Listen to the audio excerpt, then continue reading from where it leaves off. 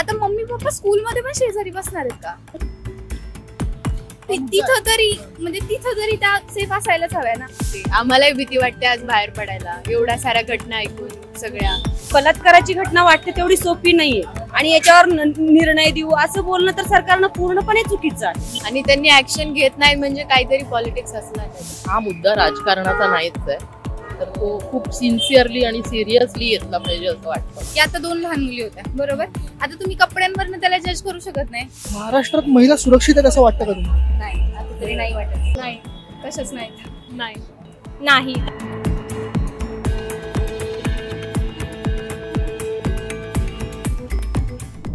नमस्कार मित्रांनो, the politics on ground मध्ये आपल्या सगळ्यांचं अगदी मनापासून स्वागत. बदलापूर येथे चिमुरडींवर अत्याचार झाला, त्यानंतर संपूर्ण महाराष्ट्र हादरून गेला, जनक्षोभ उसळला आणि त्यानंतर सुरू झालं ते राजकारण.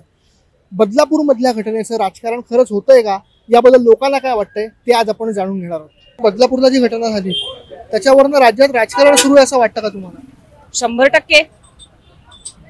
100% राजकारण सुरू आहे असं वाटतं, कारण याच्यावर काहीतरी शासनाने ठोस निर्णय घ्यायला पाहिजेत. कारण ही बलात्काराची घटना वाटते तेवढी सोपी नाहीये आणि याच्यावर निर्णय देऊ असं बोलणं तर सरकारनं पूर्णपणे चुकीचं आहे. जिथे बलात्कार होतो तिथे लगेच त्यांनी ऍक्शन घ्यायला पाहिजे. नाही, राजकारण तर काहीच होत नाहीये, त्यावर काहीतरी म्हणजे गव्हर्नमेंटनी काहीतरी करायला पाहिजे, ऍक्शन घ्यायला पाहिजे. तुम्हाला काय वाटतं? मला तरी वाटतं राजकारण होत असणार, त्याच्यात काहीतरी पॉलिटिक्स असणार आणि त्यांनी ऍक्शन घेत नाही म्हणजे काहीतरी पॉलिटिक्स असणार त्याच्यात. राजकारण प्रत्येक गोष्टीचं केलं जातं, पण हा मुद्दा राजकारणाचा नाहीच आहे, तर तो खूप सिन्सिअरली आणि सिरियसली घेतला पाहिजे असं वाटतं. हो, राजकारण चालू आहे. कोण करतंय असं वाटतं?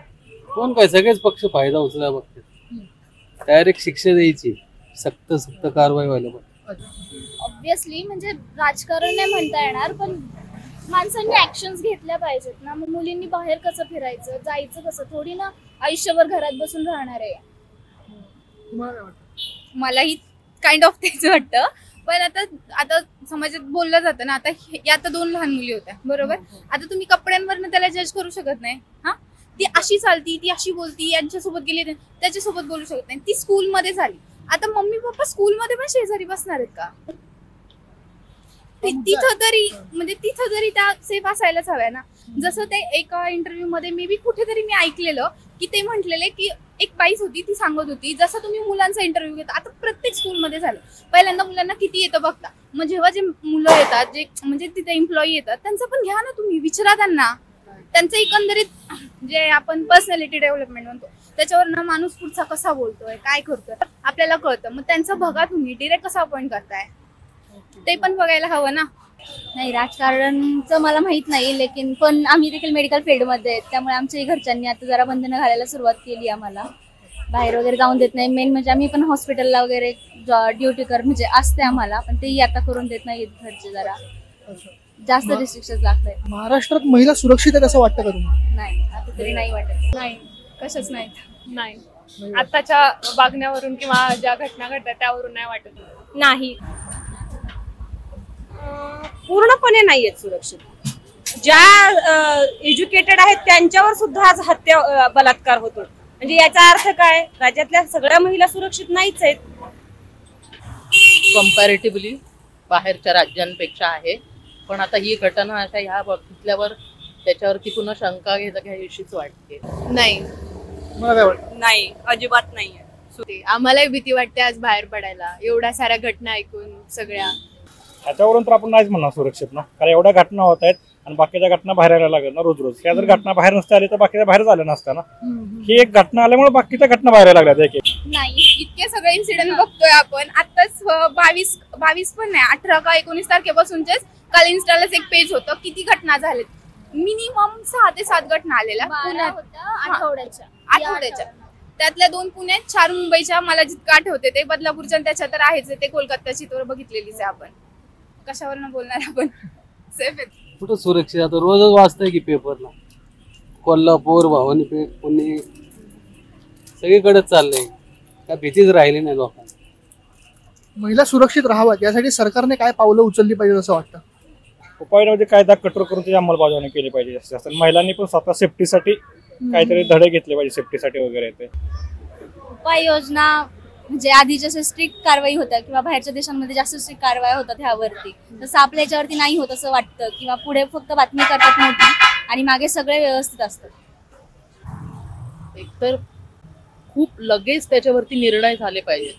हा सर्वात मोठा मुद्दा आहे. इथे खूप भिजत घोंगडी पडतात आणि त्याच्यामुळे अजून त्या लोकांना हे मिळतं, प्रोत्साहन मिळतं की नाही आपल्यावर कारवाई होणार नाही. आणि ह्याच्यामध्ये दया माया कोण कोणाचाही वशिला त्याला पाठिंबा दिला गेला असं बघायलाच नको.